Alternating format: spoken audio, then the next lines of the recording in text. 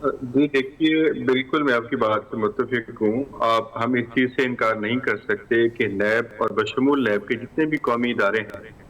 वो हमेशा इंसानों से ही चलते हैं और इंसानों से गलतियाँ भी होती हैं और जब ख़ास तौर पे किसी इदारे में लोग उस इदारे की जो एक ज़िम्मेदारी है, उसकी अहलियत के ना हो लायक, तो फिर उनसे गलतियाँ जो है गलतियाँ नहीं होती बल्कि नुकसानात होते हैं। हुँ, और आप देखिए नैब में यकीनन ऐसे बहुत से केसेज़ बने, जिसमें जो प्रोसिक्यूशन के पॉइंट ऑफ व्यू से देखा जाए तो मटीरियल नहीं था और नहीं होता।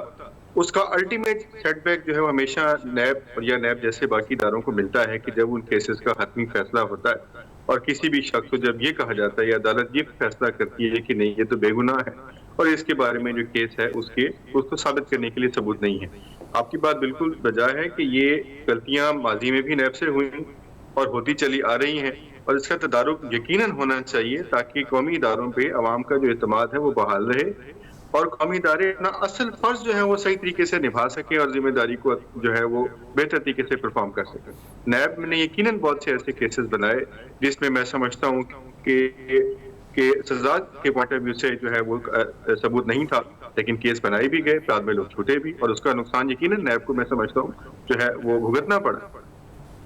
जी, बिल्कुल, मैं समझता हूँ ये तो ख़ैर कहीं कि किसी तौर भी ना कानून में इसकी गुंजाइश थी, ना शहजाद अकबर साहब को ये मौज़ूद था कि एक केस जो एक किसी कॉम्पिटेंट कोर्ट ऑफ लॉ में बशमूल जो है कौमी एहतसाब जो अदालतें हैं, उनमें कोई पेंडिंग था और उसकी सज़ा और जज़ा का फ़ैसला अब एहतसाब अदालत ने करना था, ना कि किसी एहतसाब के मुशीर ने करना था जिनकी अपनी हैसियत या उनकी काबिलियत या सलाहियत पे बहुत से सवालिया निशान हों। तो ये जो उनके इक़दामात थे, मैं खुद इनसे बहैसियत वकील, बहैसियत कानून के तालिब इल्म संगीन इख्तिलाफ रखता हूँ कि जब कोई केस किसी कोर्ट ऑफ लॉ में पेंडिंग होता है,